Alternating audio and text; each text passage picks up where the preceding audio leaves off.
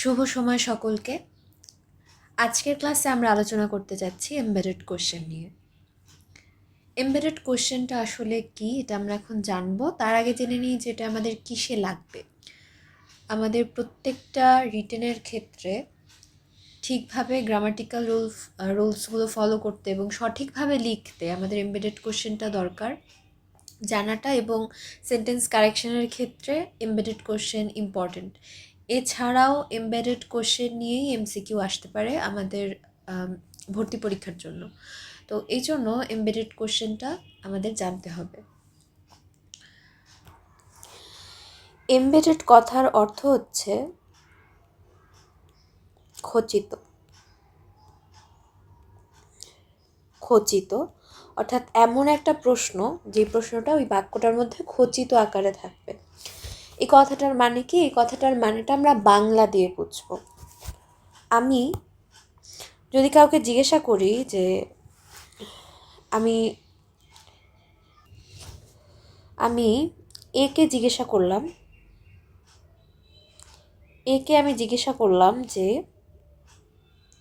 তুমি কি খেয়েছো?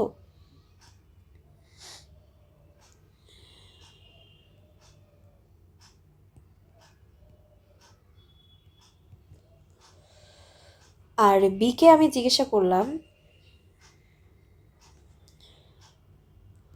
তুমি কি জানো এ খেয়েছে কিনা?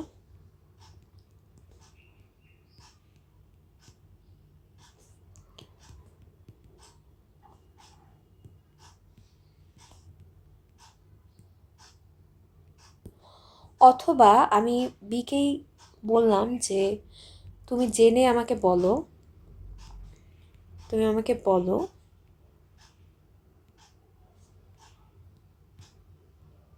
অথবা জানাও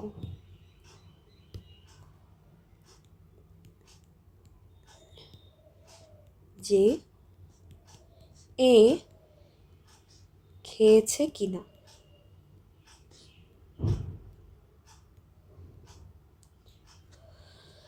তাহলে আমরা 3টা বাক্য দেখলাম। এইবার একটা জিনিস খেয়াল করো যে এই যে 3টা বাক্যর মধ্যে প্রথম বাক্যটার মধ্যে প্রশ্নটা ছিল যে তুমি কি খেয়েছো? এ খেয়েছে কিনা, এটাই ছিল আমাদের প্রশ্নটা। এখানে আমরা ডিরেক্ট একে এই প্রশ্নটা করলাম যে তুমি কি খেয়েছো, কিন্তু একে না পেয়ে আমরা বিকে প্রশ্ন করলাম যে তুমি কি জানো এ খেয়েছে কিনা।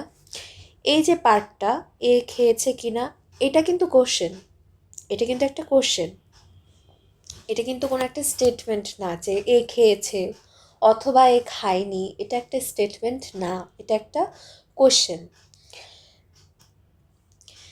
কিন্তু আমরা যদি এই পার্টটাকে বাদ দিয়ে দেই, এ খেয়েছে কিনা, এটাকে দেখে কখনোই কোশ্চেন মনে হচ্ছে না। কারণ কোশ্চেনে আমরা জানি সাধারণত প্রথমে কোশ্চেনে সাধারণত এই টাইপের প্যাটার্ন ফলো করা হয়। এই যে এখানে যেরকমটা লিখেছি তুমি কি খেয়েছো, এটাকে দেখে আমরা বুঝতে পারছি যে এটা আসলে একটা কোশ্চেন, তুমি কি খেয়েছো। কিন্তু এ খেয়েছে কিনা এটা একটা কোশ্চেন মনে হচ্ছে না। আমরা এভাবে বলি না যে এ খেয়েছে কিনা, এভাবে আমরা প্রশ্ন করি না। আমরা বলি যে এ খেয়েছে কিনা, এটা একটা স্টেটমেন্ট। এটা স্টেটমেন্টের মতো এটার আকৃতিটা, কিন্তু ভিতরে একটা কোশ্চেন আছে। জানতে চাচ্ছি যে এ খেয়েছে নাকি খায়নি।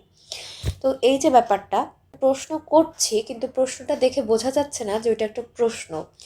খুবই নর্মালভাবে অ্যাসার্টিভে লিখছি, অর্থাৎ একটা স্টেটমেন্ট হিসেবে লিখছি, কিন্তু আসলে এটা একটা কোশ্চেন। এই কোশ্চেনটাকে আমরা কিন্তু এইভাবে লিখছি যখন সেটাকে আমরা আরেকটা বাক্যের মধ্যে ঢুকিয়ে দিচ্ছি তখন। তো এই যে সিস্টেম, এটাই হচ্ছে এমবেডেড কোশ্চেন, অর্থাৎ খচিত প্রশ্ন। এই বাক্যটার মধ্যে এই প্রশ্নটাকে আমরা খচিত করে দিলাম, কিন্তু কিভাবে? প্রশ্ন করে না। যদি আমরা এভাবে লিখি যে তুমি কি জানো এ খেয়েছে কি না, এভাবে যদি প্রশ্ন করি, 2টা কোশ্চেন মার্ক দিতে হয়। আর 2টা কোশ্চেন মার্ক দিলে 2টা আলাদা আলাদা বাক্য হয়ে যায়। তুমি কি জানো একটা বাক্য, এ খেয়েছে কি না মানে হচ্ছে এ কি খেয়েছে, এইভাবে বললে আরেকটা বাক্য। কিন্তু আমাদের টার্গেট হচ্ছে আমরা একটা বাক্যের মধ্যে কোশ্চেনটাকে নিয়ে আসব, একটা বাক্যের মধ্যে আমরা কোশ্চেনটাকে নিয়ে আসব। তো আমরা যেহেতু একটা বাক্যের মধ্যে কোশ্চেনটাকে নিয়ে আসতে চাচ্ছি, তাই এই যে যেটা হচ্ছে আমাদের জিজ্ঞাসা, এটাকে আমরা অ্যাসার্টিভে লিখছি। অর্থাৎ কোশ্চেন আকারে লিখছি না, এই ফরম্যাটে আমরা লিখছি না। তো এই যে সিস্টেমটা, এটাই হচ্ছে এমবেডেড কোশ্চেন। তাহলে তুমি আমাকে জানাও যে এ খেয়েছে কিনা। এই যে এ খেয়েছে কিনা এই পার্টটা কিন্তু কোশ্চেন আসলে, কিন্তু এই পার্টটাকে দেখে বোঝা যাচ্ছে না যে এটা একটা কোশ্চেন। এই পার্টটা আমরা এমনভাবে লিখবো যে এটা আসলে কোশ্চেনের স্ট্রাকচার ফলো করবে না, এটা একদম ব্লেন্ড থাকবে, একদম অ্যাসার্টিভের স্ট্রাকচার অনুযায়ী থাকবে যে এ খেয়েছে কিনা। তো কারণ আমরা বলার সময় এভাবে বলি না যে তুমি আমাকে জানাও যে এ খেয়েছে কিনা, এভাবে আমরা বলি না, আমরা বলি যে তুমি আমাকে জানাও যে এ খেয়েছে কিনা, অর্থাৎ ফুল স্টপ বা দাড়ি। তো এই যে ব্যাপারটা, আমরা একটা বাক্যের মধ্যে যখন কোশ্চেনটাকে নিয়ে আসছি, একটা বাক্যের মধ্যে আরেকটা কোশ্চেনকে নিয়ে আসছি, তখন এটাকে আমরা এমবেডেড বা খচিত আকারে রাখবো। আমরা সেখানে ওইটাকে আলাদা একটা কোশ্চেন হিসেবে করব না, এভাবে করব না যে তুমি কি জানো এ খেয়েছে কি না, এভাবে না, আমরা বলবো যে তুমি কি জানো এ খেয়েছে কি না। তো এই হচ্ছে আমাদের বিষয়। আর এবার আমরা ইংলিশে একটু মুভ করি। তাহলে আমি যদি লিখি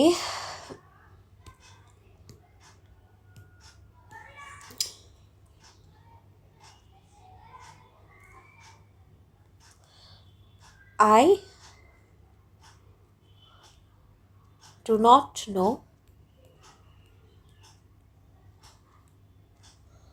where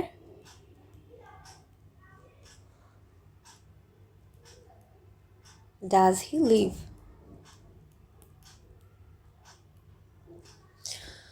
আমরা যদি এটা লিখি তাহলে বাক্যটা, আর যদি এভাবে লিখি, আচ্ছা এইভাবে যদি আমরা বাক্যটা লিখি তাহলে বাক্যটা ভুল হবে। বাক্যটা কেন ভুল হবে? কারণ I do not know where এই পর্যন্ত ঠিক আছে, তারপরে ডাজ হি লিভ। হ্যাঁ, এখানে জানতে চাওয়া হচ্ছে যে আমি জানি না, এখানে একটা কোশ্চেন আছে যে সে কোথায় থাকে, একটা কোশ্চেন আসে, কিন্তু এখানে কোশ্চেনটা করা হচ্ছে না আলাদাভাবে। এখানে বলা হচ্ছে যে আমি জানি না যে সে কোথায় থাকে, এরকমভাবে বাক্যটা আসছে যে আমি জানি না সে কোথায় থাকে। তার মানে এটাকে আমরা ব্লেন্ড করে অ্যাসার্টিভ করে দিচ্ছি। তাহলে আমি যদি লিখি ডাস অর্থাৎ অক্সিলিয়ারি ভার্ব, তারপর সাবজেক্ট, তারপর মেইন ভার্ব, তাহলে এটা তো কোশ্চেনের প্যাটার্ন হয়ে যায়, কোশ্চেন অর্থাৎ ইন্টারোগেটিভের প্যাটার্ন হয়ে যাচ্ছে। কিন্তু আমরা ইন্টারোগেটিভে লিখতে পারবো না, আমাদের লিখতে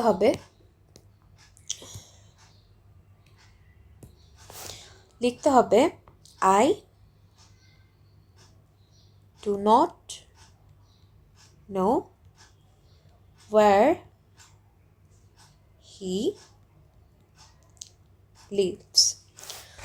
অর্থাৎ একটা অ্যাসার্টিভের যে pattern, subject plus verb, main verb যেই টেন্সে থাকে সেই টেন্সের ফরম্যাট অনুসরণ করবে।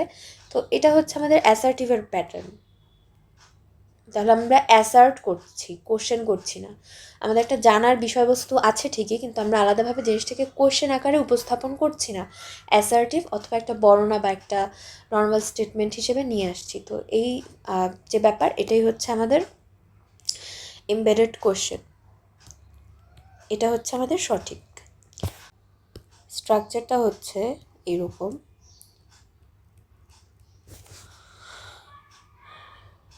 অ্যাসার্টিভ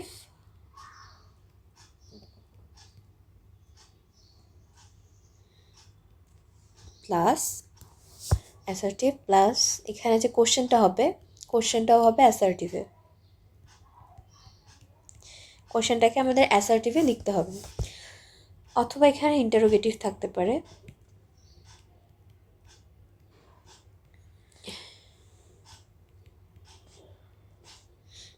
তাও আমাদের জিনিসটা অ্যাসার্টিভে নিয়ে আসতে হবে।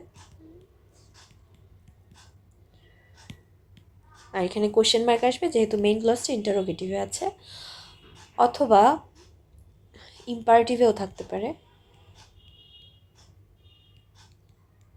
তো আমাদের কোশ্চেনটা যে জিজ্ঞাসাটা আমাদের আছে খচিত অবস্থায় থাকবে, সেটাকে আমরা অ্যাসার্টিভেই লিখব। এবার আমরা এক্সাম্পল দেখি।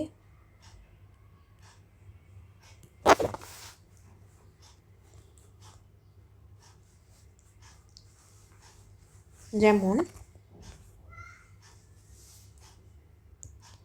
হি আস্কড মি, একটা বাক্য। আরেকটা হচ্ছে where would I go। তাহলে এই যে দুটো বাক্য, এই দুটো বাক্যকে এক করে দেবো এবং এই যে প্রশ্নটা, এই প্রশ্নটা আমাদের খচিত অবস্থায় অর্থাৎ এমবেডেড অবস্থায় এই প্রশ্নটাকে আমরা অ্যাসার্টিভ আকারে লিখে এই প্রথম বাক্যটা অর্থাৎ মেইন ক্লজ যেমন এখানে এই যে তিনটা আছে আমাদের, এই তিনটা হচ্ছে আমাদের মেইন ক্লজ বাক্যের, অর্থাৎ মেইন যে বাক্য বা মেইন যে পার্ট, মূল পার্ট। তো এটাই দেখো, এই যে ক্লজটা, এই ক্লজটাকে মেইন করে এই যে প্রশ্নটা আছে এটাকে এটার সাথে জুড়ে দিয়ে একটা বাক্য করে ফেলবো এবং তখন এই প্রশ্নটা এমবেডেড হয়ে যাবে অর্থাৎ অ্যাসার্টিভ হয়ে যাবে। তাহলে উত্তরটা কি হবে বা সঠিকভাবে কীরকম হবে করলে, হি আস্কড মি, তারপরে এই হোয়ারের মতো বসে যাবে। কিন্তু এই যে কোশ্চেনের যে প্যাটার্ন বা যে স্ট্রাকচার সেটাকে আমরা চেঞ্জ করে অ্যাসার্টিভের স্ট্রাকচার করে দেবো, অর্থাৎ আমরা আগে সাবজেক্ট নিয়ে আসবো, তারপর ভার্ব অর্থাৎ অক্সিলিয়ারি ভার্ব, মেইন ভার্ব, তারপরে আসবে ফুল স্টপ, কারণ এটা অ্যাসার্টিভ করে দিয়েছি আমরা। ঠিক আরেকটা উদাহরণ যদি আমরা দেখি, আই নো একটা বাক্য, আবার what does he want,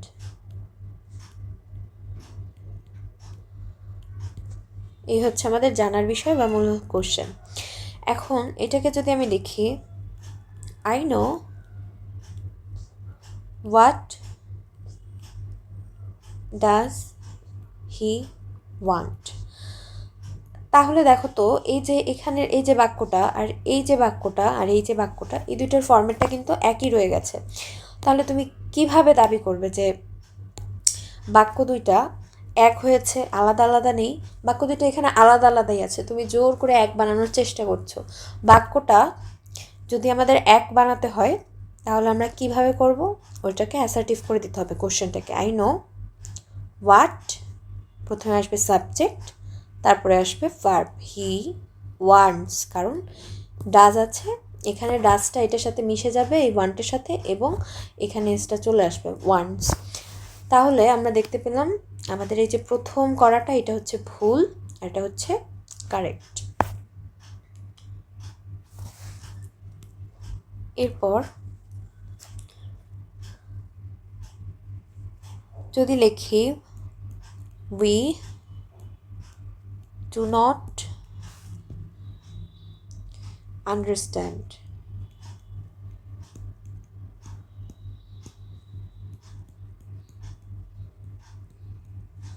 what has he told।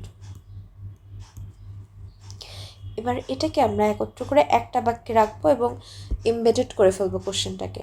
তাহলে কি হবে, উই ডু নট, কেউ যদি তার রিটেনে লিখে এরকমভাবে লেখে যে we do not understand what has he told, তাহলে নিঃসন্দেহে সে একটা গোল্লা পাবে, এটা ভুল হয়ে যাবে। তাহলে সঠিকটা কি হবে, সঠিকটা হবে we do not understand what he has told। তাহলে এইটা হচ্ছে আমাদের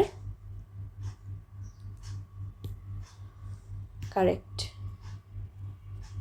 এটা হচ্ছে কারেক্ট, আর এই যে প্রথমটা এটা হচ্ছে ভুল। তাহলে আমরা পেয়ে গেলাম। এইবার সেন্টেন্স কারেকশনেও এই জিনিসটা আসতে পারে, যদি আসে যে নিচের কোন বাক্যটি শুদ্ধ, নিচের কোনটি সঠিক, সেন্টেন্স কারেকশনে এমসিকিউতে চলে এলো, তাহলে কি হবে, এতে রইল do you know where has he gone. আরেকটা রইল যে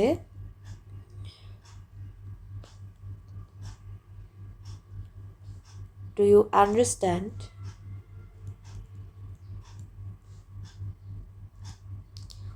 হোয়াট আই হ্যাভ সেড। তাহলে কোনটা সঠিক হবে আমরা অ্যানালাইজ করি। Do you know where has he gone, অর্থাৎ এখানে হ্যাজ অক্সিলারি ভার্ব, সাবজেক্ট, তারপর এসেছে মেইন ভার্ব, অর্থাৎ এই যে প্যাটার্নটা, এই প্যাটার্নটা আছে কোশ্চেনের প্যাটার্নে, অর্থাৎ ইন্টারোগেটিভ সেন্টেন্সের প্যাটার্নে। কিন্তু সেটা এখানে করা যাবে না, আমাদের এটাকে অ্যাসার্টিভের প্যাটার্নে লিখতে হবে কোশ্চেনটা, পরের ক্লজটাকে। অর্থাৎ do you understand what I have said, I have said, অর্থাৎ এইখানে এই যে অংশটা আই হ্যাভ সেড, এটা কিন্তু subject verb, subject auxiliary verb, তারপর হচ্ছে মেইন ভার্ব, একদম অ্যাসার্টিভের প্যাটার্নেই আছে। তার মানে আমাদের উত্তর হবে দ্বিতীয়টা, দ্বিতীয়টা হবে আমাদের সঠিক উত্তর। তাহলে আমরা বুঝে গেলাম। এবার আমরা কিছু কোশ্চেন দেখি।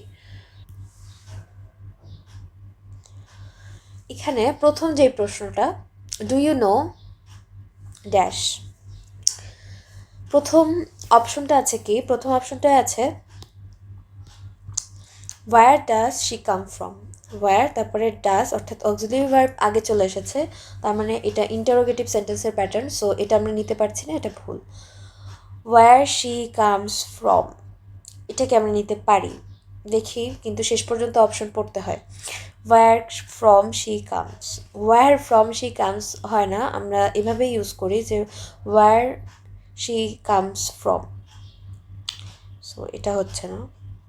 From where does she come, এখানেও ডাজ অক্সিলারি ভার্ব আগে চলে এসেছে, অর্থাৎ ইন্টারোগেটিভ সেন্টেন্সের প্যাটার্ন ফলো করছে, তাই আমরা এটাকে নিতে পারছি না। এমবেডেড কোশ্চেন আমাদের অবশ্যই অবশ্যই অবশ্যই যেটা করতে হবে, অ্যাসার্টিভে কোশ্চেনটাকে লিখতে হবে, নইলে দুইটা আলাদা বাক্য হয়ে যাবে, এবং যদি একটা বাক্যের মধ্যে এভাবে আলাদা বাক্য হিসেবে আমরা লিখি, অর্থাৎ ইন্টারোগেটিভের প্যাটার্ন ফলো করি, তাহলে যেটা হবে আমাদের উত্তরটা ভুল হবে। তাহলে আমরা দেখতে পাচ্ছি আমাদের উত্তর হচ্ছে বি,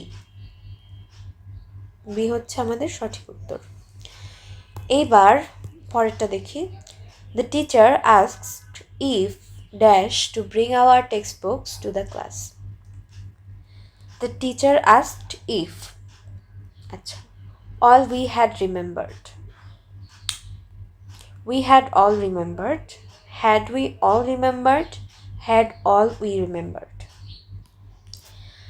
আমরা যদি প্রথম অপশনটা দেখি, অল উই হ্যাড রিমেম্বার্ড, এখানে অল শব্দটাকে বাক্যের সাবজেক্টের রোল দেওয়ার চেষ্টা করা হয়েছে, কিন্তু এটা কনটেক্সটের সাথে যাচ্ছে না। এখানে বোঝাতে চাওয়া হয়েছে যে আমাদের সবার টেক্সট বুক আনতে মনে আছে কিনা, এরকমটা।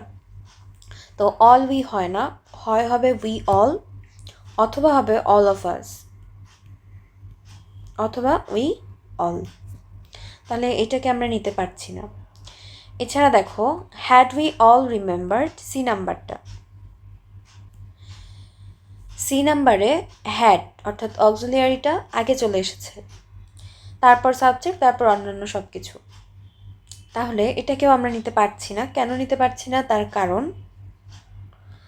এটা ইন্টারোগেটিভ প্যাটার্নে আছে, যেটা আমরা এমবেডেড কোশ্চেনের ক্ষেত্রে করতে পারবো না। আমরা ইন্টারোগেটিভে বাক্য নিতে পারবো না, আমাদের অ্যাসার্টিভে লিখতে হবে এমবেডেড কোশ্চেন। আর শেষটা হচ্ছে হ্যাড অল উই রিমেম্বার্ড, এখানেও হ্যাড অক্সিলিয়ারি হিসেবে আগে চলে এসেছে, অর্থাৎ বাক্যটা ইন্টারোগেটিভ হয়ে যাচ্ছে, এটাও আমরা নিতে পারছি না। আমাদের একমাত্র সঠিক যেখানে উই হ্যাড অল রিমেম্বার্ড, এই উই হ্যাড অল রিমেম্বার্ড অর্থাৎ অক্সিলিয়ারিটা সাবজেক্টের পরে এসেছে, তাহলে আমাদের সঠিক উত্তর হচ্ছে অ্যাসার্টিভ প্যাটার্নের, যেহেতু তাই বি নাম্বার। এরপর দেখো, nobody knows why dash postponed until the next week, why was the match, the match was, did the match. এখানে আমরা যদি লিখি ওয়াজ দ্য ম্যাচ তাহলে এটা ভুল হবে, কারণ এটা ইন্টারোগেটিভ প্যাটার্নে চলে যাচ্ছে। আবার the match postponed, the match কি নিজে নিজে পোস্টপন্ড হতে পারে? মানে কোনো কিছুকে পোস্টপন্ড করতে পারে? পারে না। তাহলে ম্যাচটা যেহেতু কোনো কিছুকে পোস্টপন্ড করতে পারে না, বরং এখানে বোঝানো হচ্ছে ম্যাচটাকে পোস্টপন্ড করা হয়েছিল। তার মানে এখানে একটা অক্সিলিয়ারি লাগবে। এই বাক্যে কোনো অক্সিলিয়ারি আমরা দেখতে পাচ্ছি না, তাহলে এটাকে আমরা নিতে পারছি না, এটাকেও নিতে পারছি না। আবার দ্য ম্যাচ ওয়াজ পোস্টপন্ড, হ্যাঁ এটাকে আমরা নিতে পারছি। তারপরেও শেষ বাক্যটা দেখি, ডিড দ্য ম্যাচ, এটাকেও নেওয়া যাবে না। প্রথম কথা, এটা ইন্টারোগেটিভ প্যাটার্নে চলে আসছে। তাছাড়াও ডিড দ্য ম্যাচ পোস্টপন্ড, এখানে ডিড লাগালে এখানে ইডি হতে পারে না। আর ম্যাচ কখনো কাউকে পোস্টপোন করতে পারে না, ম্যাচটা ডুয়ার না, ম্যাচটা হচ্ছে নন ডুয়ার।